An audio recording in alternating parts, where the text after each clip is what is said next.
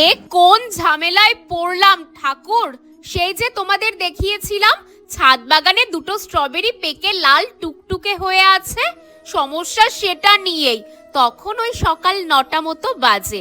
রোজকার মতো ব্যায়াম করছি, কিন্তু মাঝে মাঝে ছাদ থেকে কিচিরমিচির আওয়াজ পাচ্ছিলাম। থাকতে না পেরে উঠেই আসলাম।